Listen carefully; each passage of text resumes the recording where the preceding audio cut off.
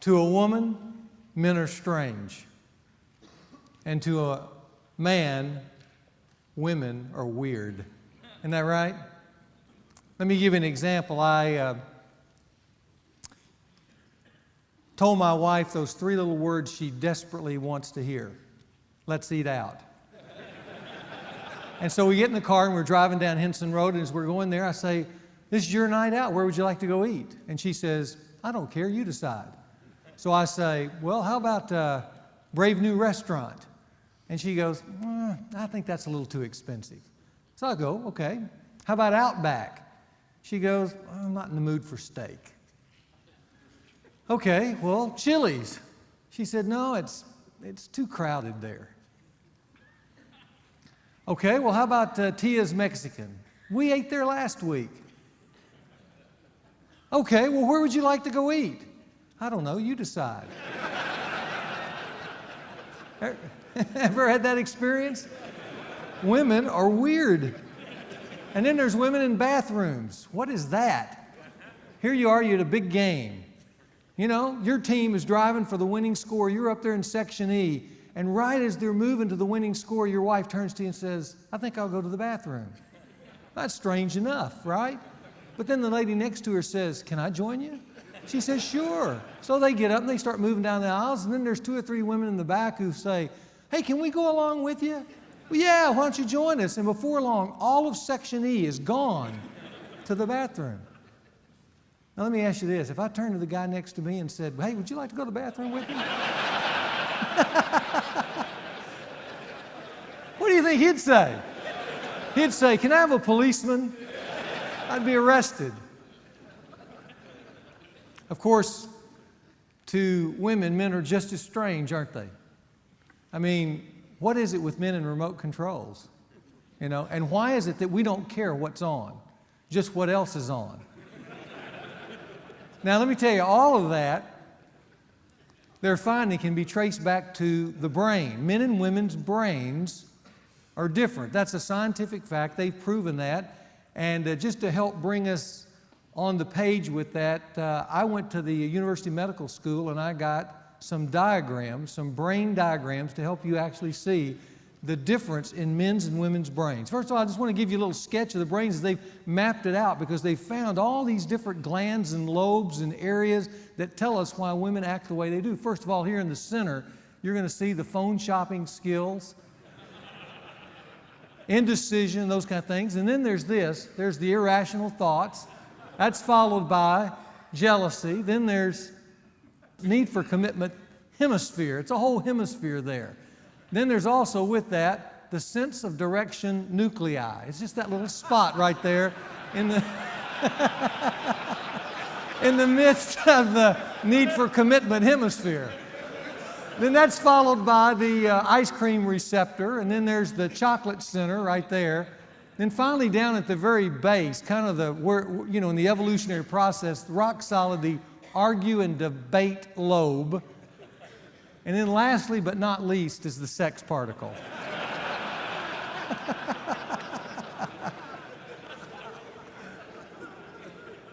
Now, of course, not to be outdone, we got the man's brain. Let's stick the man's brain up there.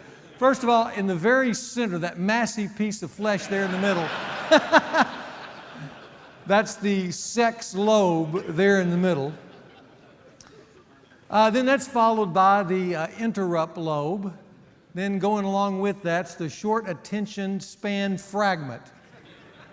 Then next is the TV area. Then there's the math center. Then there's the sports center. Then embedded within the sex gland, there's that little dot. That's the commitment molecule. Then that's followed by the stick shift. I'm not sure what that is. Then there's the CF lobe. That's the computer fixation lobe. Then there's a large gland to the left, right there, the lame excuses gland. Then we also have right there the remote control addiction center. Then buried in the remote control addiction center is the listening particle. And then last but not least, there's the personal hygiene atom. It's only an atom. And then right at the very base is the Ask for Directions Resistance Center. So there we are, guys. That's why men are strange and women are weird. It's in the brains. Now, that creates a tremendous tension in this thing called the relationship with the opposite sex. And that's what we've been exploring last week. That's what we want to continue to explore this week. And I told you, if you were to go through the Bible, there's one place in the Bible, probably of all places, that kind of really sum up what our challenge is as men. It is found, remember, as we saw it last week, in 1 Peter chapter 3, verse 7, this incredibly wise statement from the Apostle Peter to men of every generation. He says, you husbands, live with your wives in an understanding way. That's what we explored last week. In an understanding way. And the reason you need to do that is because she's a woman. That's just a real simple phrase, but it screams out, she's not like you. She's a woman. And grant her honor as a fellow heir, as an equal in the grace of life. Otherwise, your prayers are going to be hindered. Here's the way the Living Bible says it. This is another rendition of it. You husbands must be careful of your wives, being thoughtful of their needs and honoring them. Remember that you and your wife are partners in receiving God's blessing, and if you don't treat her as you should, there's not going to be just horizontal problems. There's going to be vertical problems. You're going to be cut off from the very power and life of God to you if you don't get it. And to get it, a man has to understand he's not naturally born with skills that make him skillful with a woman. A man who's skillful with a woman is a man who has acquired skills, acquired knowledge. He becomes wise by effort. It's not going to be natural to him. The man who operates by a natural agenda is oftentimes going to fumble the ball with a woman and hurt her. And when it's in marriage, it's a real hurt.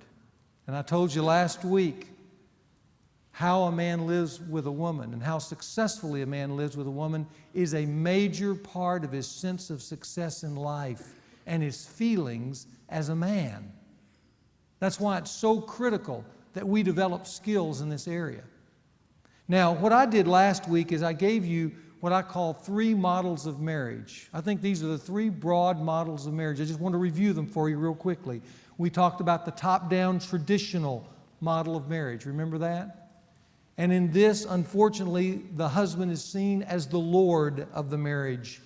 And he's oftentimes the winner in the marriage. He goes around, remember we looked at that verse in Luke saying, I'm benefactor. And by saying that, he's giving a title to himself, not to give benefits, but simply to receive the benefits of the marriage. And oftentimes, one of the things women wrestle under is a man who gives himself the title of Lord and says, I'm the one that receives the best and the first of the benefits in this relationship. And women wrestle with that kind of husband. And they're oppressed by that kind of husband. But that's a major model of marriage today. Secondly, we talked about the 50-50 identical marriage. In this marriage, the husband is seen as a partner and a so-called equal in life. And the goal in this is that we do everything the same. Everything is parceled out exactly the same. There are no roles. It's just everything's going to be fair. And fairness is the banner that's carried in this marriage. Unfortunately, in this kind of marriage, oftentimes it eventually breaks down because in any little organization, any little company, as I told you before, people are not going to do everything the same. And if we're always measuring whether we do everything equally, eventually I'm going to feel my pack's heavier than your pack, right? And I'll become resentful. And then lastly, we looked at the biblical marriage, what I call the side-by-side biblical marriage, where, at least from the scriptural standpoint, the husband is deemed to be the head of the home. And we define that headship as being the responsible leader of equals in a complementary pattern of life. Now, with that, I mentioned that if we were going to summarize marriage, at least from a biblical standpoint, we would look at three core issues. And I want to look at those three core issues. First of all, let me just give you the word core again. Define it for you before I give you the three issues that we're going to look at this morning. And that is this. The word core, every time you hear me say core this morning, I want you to think of this small but essential ingredient that every marriage must not ignore, neglect, or compromise if it's to be successful overall. And here's what I mean by that. In the next few moments, the things that I'm going to tell you guys are going to be a small part of marriage, but they're a very essential part of marriage. Every marriage around this core will take on different shades and different colors and different emphases and different responsibilities and different adventures and those kind of things. But at the core, all marriages really are the same. Two people are trying to figure out how to live together, what their roles are going to be, how they respond to one another, and how they meet each other's needs. And that formulates the core of a marriage. And then around that success, hopefully, you can build the rest of your marriage, which is more of the comprehensive structure of your marriage. But at the center is a core. And I want to look at this core. In fact, what I'm going to challenge you to do as you leave here today is memorize the little diagram that I give you, because it'll be very helpful in just kind of mapping where you are at the center post of your relationship with a woman or with a wife. And here's what I want to first look at, something people don't like to talk about, what I call the core roles of a marriage that I think God gives a husband and a wife in marriage. Now, to do that, I want to put up two circles there, one of the husband and one of the wife. When you go to Scripture and you look at, okay, we're going to look at a role for a wife and a role of a husband. Are there roles there? And the answer is absolutely they're there. God calls the wife a helper. That's the title God gives a wife in marriage. And by the way, that's a very honorable title. It's a title that God takes for Himself. Jesus Christ took that title for Himself. He called Himself our helper. It's a title, as you go through the Scripture, that stresses support, love, and care for the members of one's family. It's a nurturing role.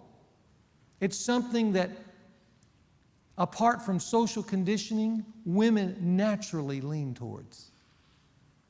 They like to be nurturers. They like to be relational. They like to interact. There's a loyalty and a love factor in women that's just an instinct that I think has been given to them from creation, and certainly that's true of the calling God has over a woman's life. By helper, she, in a sense, says to herself that I'm going to be the servant of this family, in the sense that I'm going to be the servant lover. I'm going to exercise those nurturing gifts. And when she does that in a way that's honorable, she blesses her family in immeasurable ways. I want you to look at what Proverbs 31 that describes this kind of woman says. It says, an excellent wife who can find? Her worth is far above jewels. The heart of her husband trusts in her. See, he feels her support. He feels her love and care, and he will have no lack of gain. She does him good and not evil all the days of her life. And she looks well to the ways of her household and does not eat the bread of idleness. Her children rise up and bless her, and her husband also, and he praises her, saying, many daughters have done nobly. There's a lot of women who are doing good things, but you, because of how you've exercised this core role, you excel them all. There are very few families that finish the run of the race of life who have a woman like this that don't look back and say, we're so glad we had a wife or a mother like that, who invested in us, loved us, supported us, and cared for us.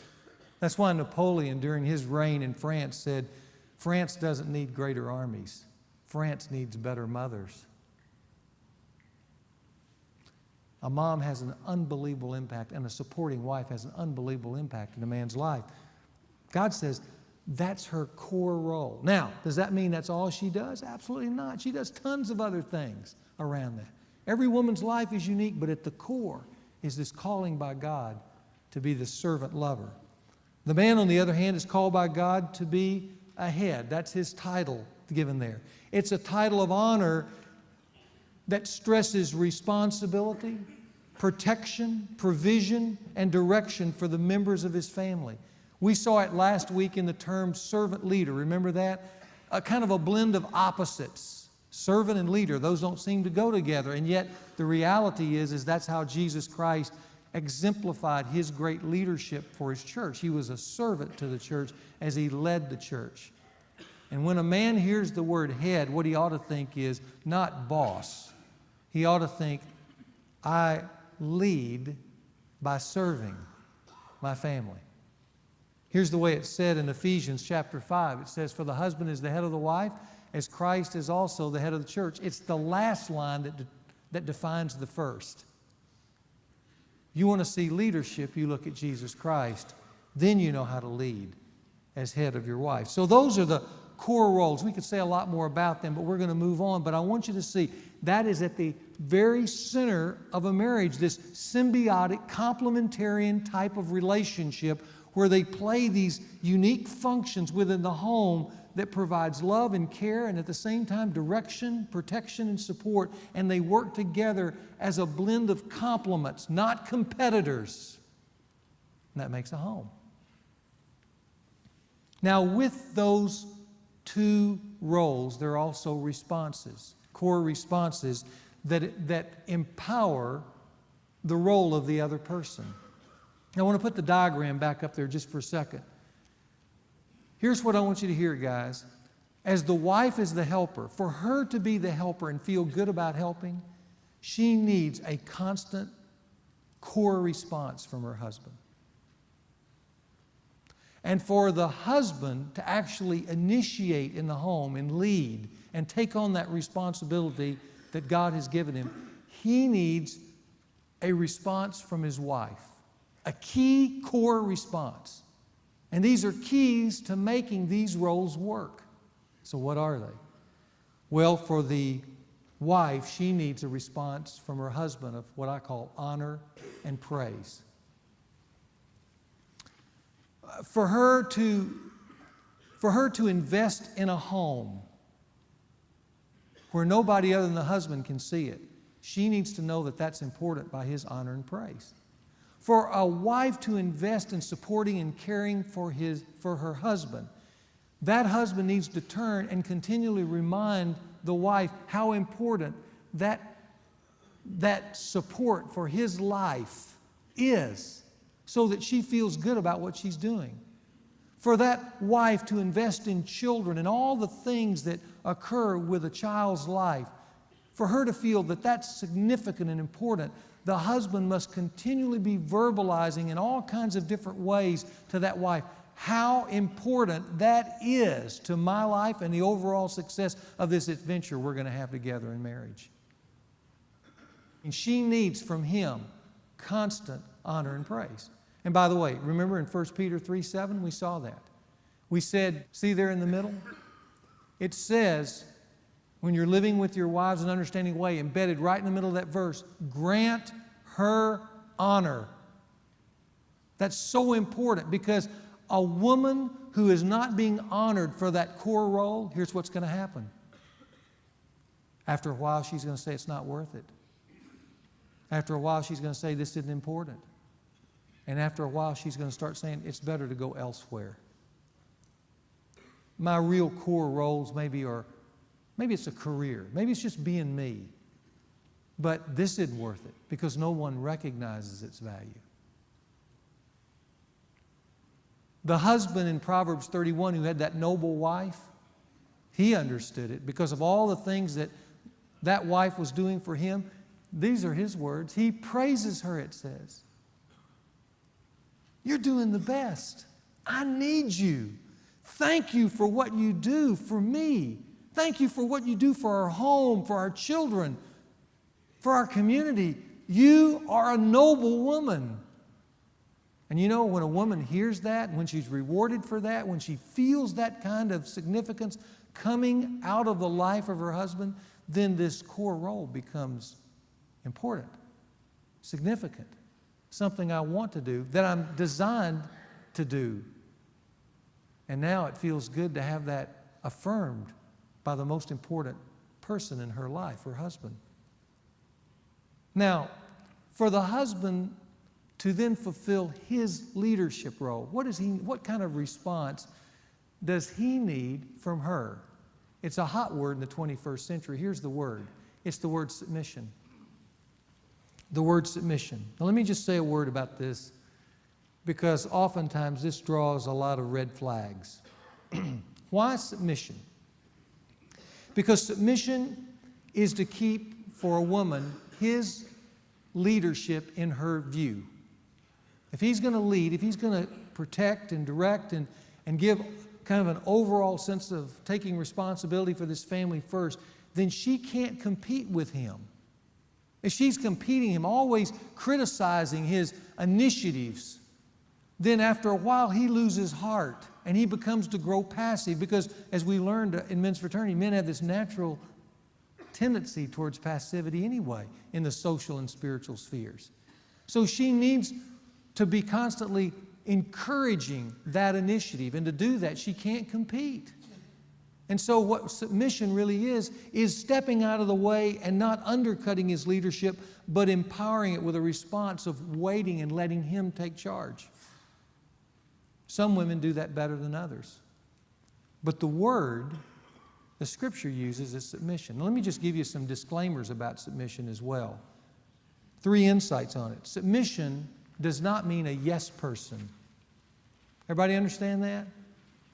Submission doesn't mean a woman goes around and says, yes, dear, to everything. Secondly, submission is not a man's to demand from his wife. It's only for a wife to give to her husband.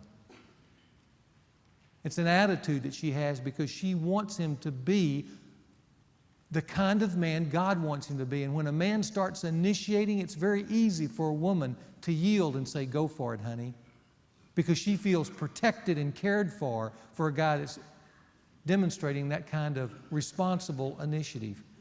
And then thirdly, I just want you to know that submission does not mean enabler of wrongdoing. It only means empowering right doing. Women say, should I give in to my husband who's wanting to do things that are wrong? I go, no. She said, well, I thought I was supposed to submit. I go, no, you're supposed to confront. And if he doesn't listen, then let's go get somebody and let's bring some other men in who might stand in his way and tell him he's doing the wrong thing. Submission is empowering, not enabling. Here's the way it says it in Colossians chapter 3. It says, wives, be subject to your husbands, but look at the last line, because now the last line again defines the first. As is fitting in the Lord. Whatever she does for you, it should encourage a godly leadership, not an ungodly one. But what a husband needs from his wife is that kind of empowerment that's constantly encouraging him to go for it. Lead, protect me, be responsible. Tell me where we're heading in this relationship. And see, that plays right into how God originally created the man in the first place. So we have these core roles, we have these core responses. Now I want to talk about some core concerns, the third thing that I think meets the other person's deepest needs. Now, I want to put the diagram up there. Now, here's going to be the whole diagram. We've got wife, husband. We said the wife is the helper, okay? The husband is the head there.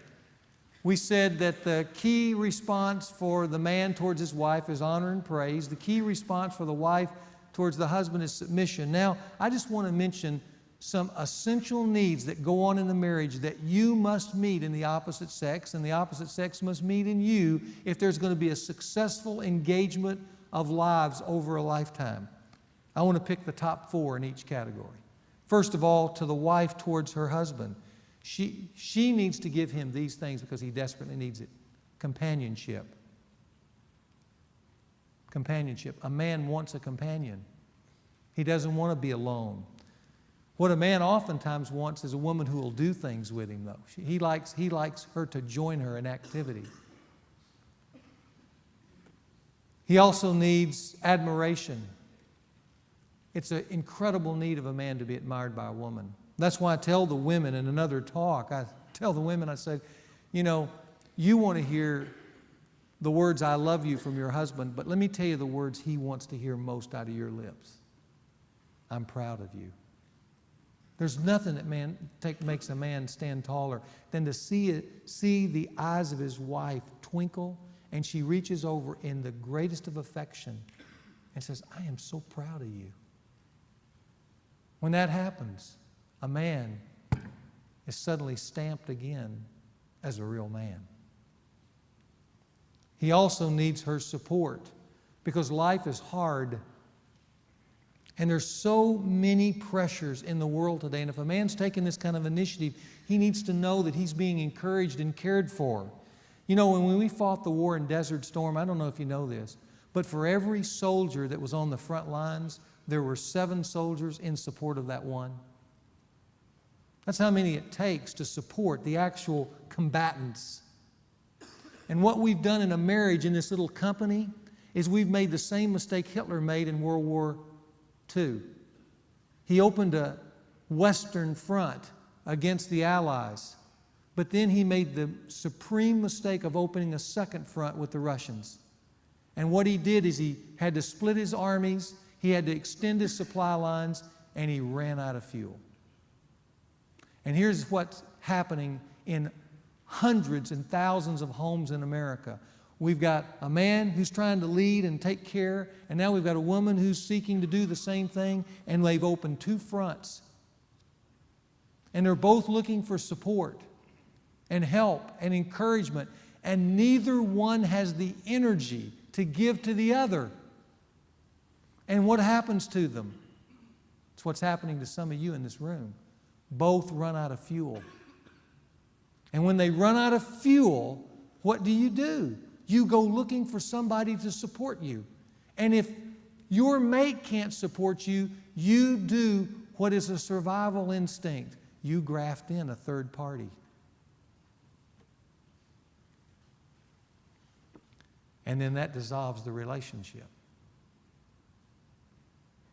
That's why what is an amazing thing is women have gone to seek the same roles as men in the workplace. Adultery among women is skyrocketing. Why is it skyrocketing? Because women just naturally want to be immoral? No, it's that women in a work environment under a 50, 60-hour work week need support. Just like the guy. And that's why one of the key needs for a man in this kind of relationship is for support. And the woman is there. Now, does that mean the woman's not working? No. But they're arranging their relationship so she can fulfill that core role. That's what I'm saying. And then lastly, of course, men need physical responsiveness. Physical responsiveness. Good sex. That's another way of saying it. Because we are intensely physical creatures. Now, on the opposite side, which is where we want to focus. We're just mentioning that. On the opposite side, where are men needing to meet the deep needs of women? Well, here's what their needs. They need companionship too. A different kind of companionship, a more relational rather than recreational companionship, but they need that. They need security. They need significance. And they need emotional responsiveness.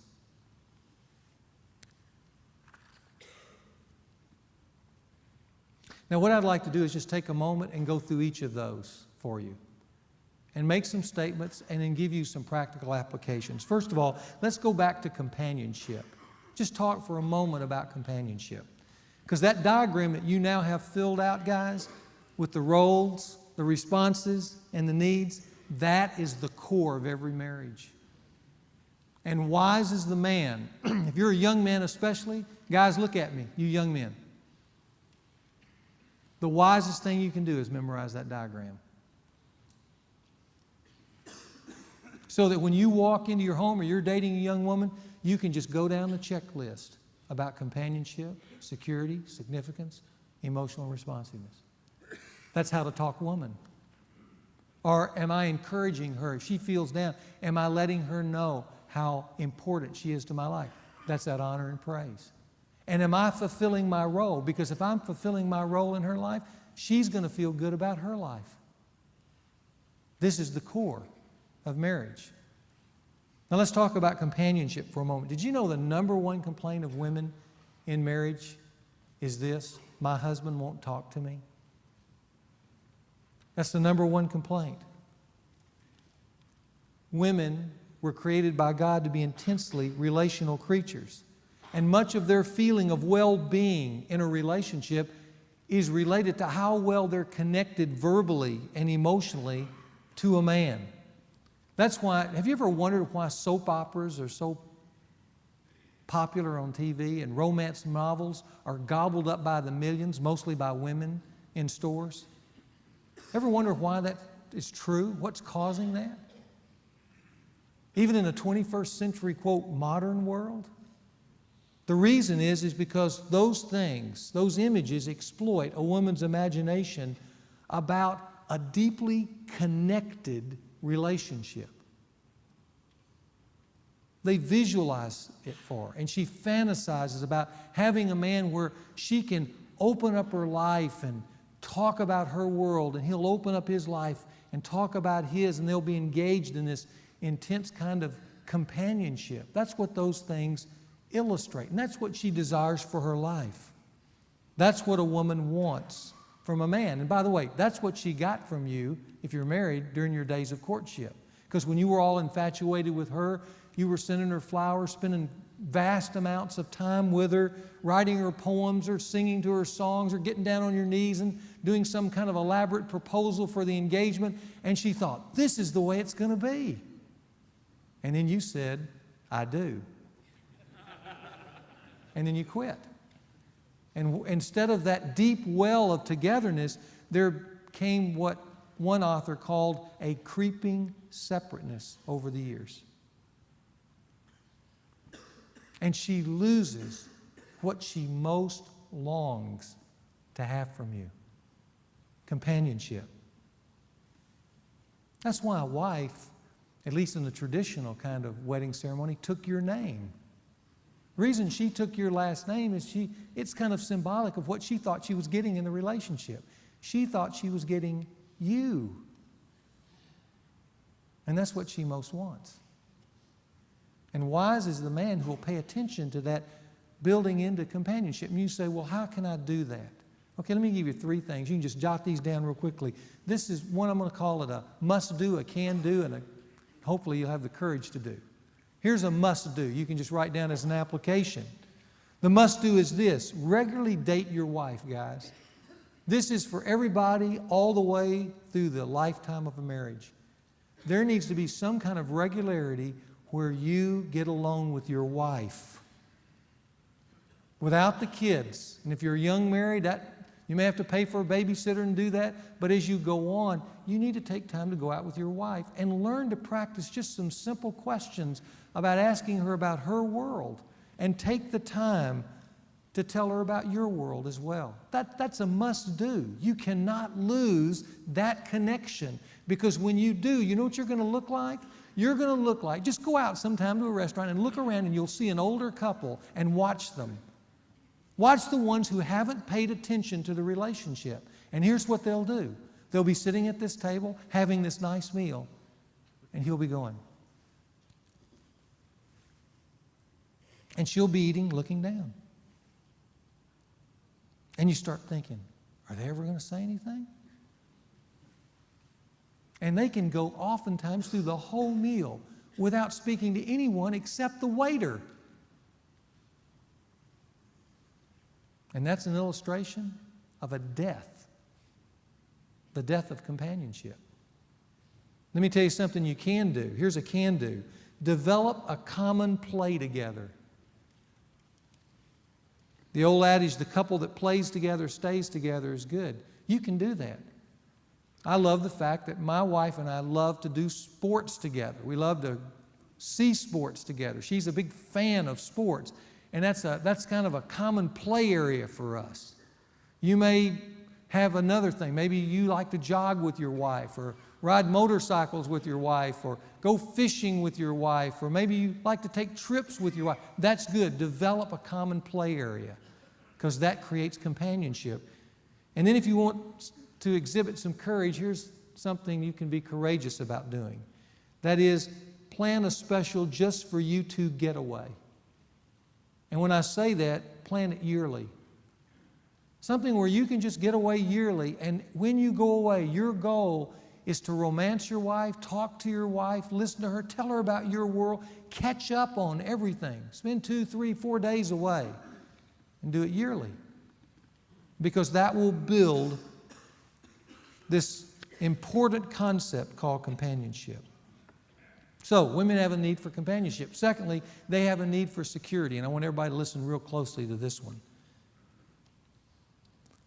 A woman needs to know that her man is taking care of her.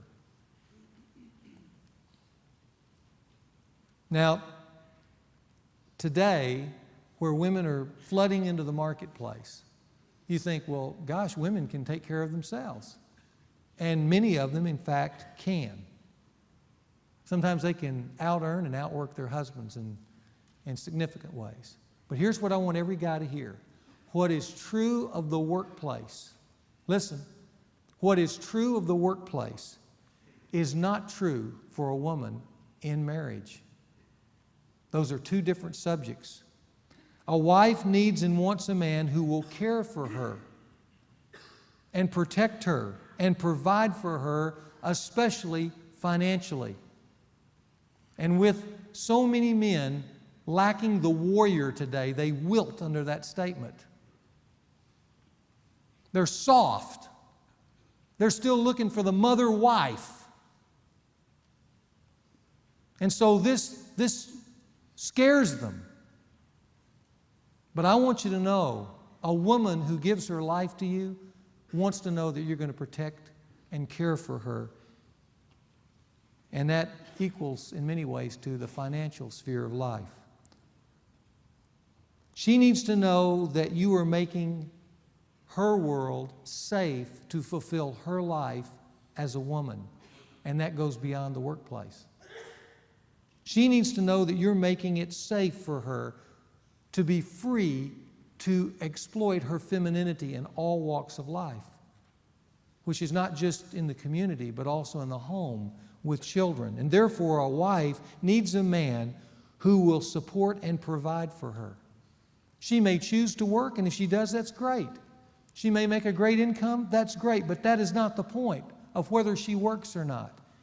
The real point that I'm trying to mention is that somewhere along the line, if she chooses to focus on her God-given instincts of home and children and things like that, she needs to know that you're supporting her in that and not keeping her from that because you need the money. I found it interesting that in Willard Harley's book, His Needs, Her Needs, it was a book that Harley went out and he interviewed 20,000 couples. 20,000. Looking for common traits in these couples. Here's what one of the key things Harley found that was common in all these couples. You might want to write this down. This is his phrase. Married women resent having to work. They resent having. The key word is having to work. I want to quote him here for just a moment. Whatever a woman says in public about their willingness to share the burden of making a living in private, I hear something entirely different in counseling in private. Married women tell me they resent working if their money is an absolute necessity. Even part-time work irritates them if their income has to help pay for basic living expenses. Now, I think that's important, especially for you young guys to hear in the new generation that's coming up, because I think in the new generation coming up for young men, a lot of young, soft men, there's an expectation that my wife is going to take care of me. Just the opposite of the God-given challenges. And because of that, there's no thought of freeing her up to be all that she's meant to be as a woman. George Barna did a poll of young men under 30 and found that 9 out of 10 young men in America today expect their wife will continue to work regardless of any circumstance.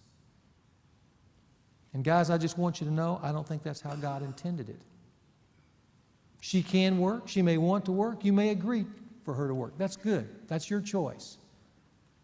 But I think a real man, a Christian man, will seek to provide for his wife in such a way that it will make sense to her, especially making it free for her in the season of motherhood to concentrate on something she instinctively wants to do, and that's be with her kids. Many times over the last 20 years, my children have said something common to us around the dinner table. They have mentioned that their friends like coming to our house, and they didn't have quite a word for it, but they said they liked the fact that my wife was available to them. And then they would say things like, you know, we go over to our friend's house and their parents are never there. They're always tired. They like coming here because, Mom, you're there for them.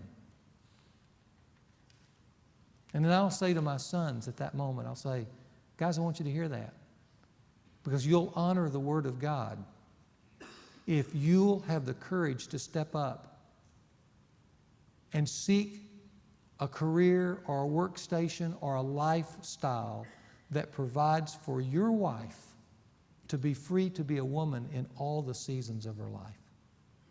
And that means encouraging her when she wants to work and encouraging her when she wants to focus on hearth and home. That's a real man. That's what we mean by the word security. Now, I have a few things to mention in that. First of all, a must do. A must do in this regard would be this. From time to time, tell your wife, if you want to make her feel secure, and guys, I've done this, you want to see your wife light up, just put your arms around her and say, I just want you to know something. I'm committed to you for life. Remind her of your deep commitment. A good time to do that is on anniversaries. Here's a can do.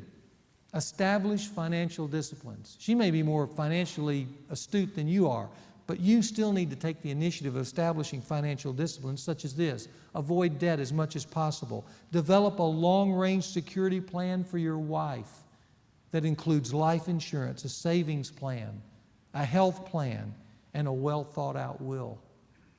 Because all those things provide the boundaries around the relationship that give her security. And if you want to have real courage in this particular day, the 21st century, and here's the thing I'd encourage you to do. That is this. Seek to provide financially so your wife doesn't have to work. Now, for some of you, that just might mean scaling back your wants. Especially seek to do that so she's free to raise children. Give her time and attention to children when they're young, in particular. Third, let's look at significance for just a moment. Significance. Remember, 1 Peter says that we're to grant her honor. James Dobson says this, 90% of our self-concept is built from what others think about us. And for any woman who's giving her life, as all women do nobly, sometimes to the work world and then also to home and children and husband and all that, those women, especially in the emphasis they give to hearth and home, need to be constantly feeling your appreciation for what they do. That's one of their more significant works. Did you know not long ago there was a survey taken between employees and management, and they were asked to rank 8 characteristics of job criteria from most important to least important when answering this question: what makes your work worthwhile? Management thought that the most important thing, the thing that they ranked number 1, was pay. Employees ranked pay 3rd. When employees were ranking what they thought was the thing that was most worthwhile for their work, what made work worth it, they ranked as recognition from their bosses for the work that they were doing. Some kind of verbal appreciation for the work that they were exhibiting. Management ranked that last, number 8. And therein defies the problem, especially for a woman who's giving her life behind closed doors so much of the time to significant things that are going to change the future the future generation. And that doesn't mean that you're not significantly and equally involved in a lot of that, but a lot of her care and attention to her role is in doing that. And there are no plaques on the wall for that. There are no dream vacations to the Bahamas for a certain quota met. There's no pay raises for that, for sewing on a button, for being the entertainment director for a 4-year-old, for driving endless carpools, for doing a science project for a 12-year-old. All there is in those moments is you. And what you say or don't say. And what you do to her or don't do. Or how you reward that effort or ignore it. A woman needs to know that what she does is significant. Who she is significant. Let me give you a couple of things. First of all, a must do. Regularly tell your wife regularly tell her how much you value what she does and how important she is to you. Here's a can do. Surprise your wife. Guys, let's all do this week. Surprise your wife with a note of praise. Add some flowers, that makes it even better. Or give her a special night out, and when she's out that night and you're sitting down, you took her out to eat, and she's saying, thanks for taking me out to eat. Look across the table and say, let me tell you why I took you out to eat tonight. I just want this tonight to be a special thank you for all you do for me and our home and the world that we live in. You make it better. And if you want to take a courageous step, here's something courageous to do. From time to time, lavish your wife with special gifts, jewelry, a surprise trip, money just to spend on her. The costlier, the better. Did you hear that, guys? The costlier, the better. Let's take one last look at one last one. Emotionally responsive. Your wife has a deep need for you to be emotionally responsive to her. A woman's world is a world of deep feelings. She needs to hear your heart, and she needs for you to hear her heart. That means when she is down or depressed, don't come in and say, well, tell me what's wrong, and then when she tells you, you say, well, let me tell you how to fix that. She doesn't necessarily need you to fix it for her. That's what my wife's reminded me of over and over again. I just need you to listen, to experience my world. Here's what author John Gray says. He says, when a man does not object or argue with a woman's feelings, but instead accepts and confirms their validity and listens with empathy, as she explores those feelings, a woman will feel truly loved. It's a wise man who says to his wife on occasions, tell me about it, honey. And he has the time to listen to the response. And your wife also needs to hear your heart. And that's hard for guys at times, but when she's saying, what's going on with you? Even for you guys that find that difficult, you need to look within yourself and just ask this question, what am I feeling? And if you're feeling discouraged, don't feel like that's a wrong thing to say to your helpmate. It's the right thing. Just say, I'm feeling kind of discouraged. And if she says why, try to think of why. It'll help you, but it'll really help her. Let me give you something that you must do. Regularly tell your wife, I love you. She can never get enough of that phrase. Give her a hug. Tomorrow morning, get up, just put your arms around her before you go out to work. Just look her in the eye and say, I just want to let you know I love you. You've made her day because it came from your heart. Here's something that you can do. Learn to say. One of the guys on staff has taught me this, Bill Wellens. He's a master at it in all relationships. But I would encourage you to learn to say this phrase. So tell me how you're doing. I can still hear Bill Wellens shutting the door of my office, just leaning over the desk and going, so tell me how you're doing. And I know he's got the time to listen. Man, I feel loved at that moment by him. A guy who learns this phrase, just learns to practice periodically that phrase, honey, tell me how you're doing, and has the time to listen, that's a wise guy. And if you want to exhibit some courage, here's some courage. On special occasions, let your wife know why you love her with spoken words, a card, or in a poem. Spell it out in detail, all the things that you admire and love about her, and be specific and romantic. That will make such a difference in this relationship called marriage, or in any relationship, to tell you the truth, with a woman. You guys who are dating, this is wonderful wisdom for you, even in a dating relationship. Now, let me finish this morning with this. Let me close this session with just 6 reasons. I'm just going to list them, and you just fill in the blanks, why we need to teach and proclaim this side-by-side biblical model. Because I want to tell you, I think there's real specific reasons to hold this up and say, this is good for me, this is good for my community, this is good for our nation.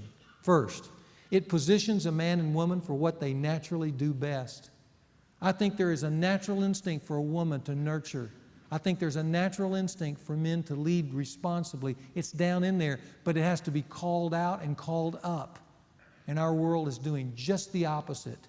And that's why 40% of kids don't have a dad, and why marriage is at epidemic levels of divorce. But we need to do the things that position a man and woman at the core with what they do best, their design that God designed. Secondly, it organizes a man and woman to complement each other rather than compete with each other. When a man and woman understand this and say, I'll do this, they give each other a tremendous gift. The gift of oneness, because they can complement one another. Thirdly, it creates an environment that is best for the healthy development of children. Children need a mom. They need an involved dad. They need nurturing. They don't need 2 careerists who are toxically focused on themselves. Fourth, it becomes the ideal we can train our children from an early age to embrace. That's why I mentioned talking to my sons. I tell my sons, you need to lead. Then I tell them what leadership is going to cost them. It's going to cost them everything. But they'll honor the Word of God and this family tradition if they love their wife in a sacrificial way and free her up to be all that God meant for her to be. Fifth, it honors God's Word, and because it honors God's Word, I believe it'll be blessed by Him. And then finally, it prospers and advances society as a whole. It makes a healthy world. Abraham Lincoln got it right with this quote. He said, the strength of a nation lies in the homes of its people. We'll see you next week.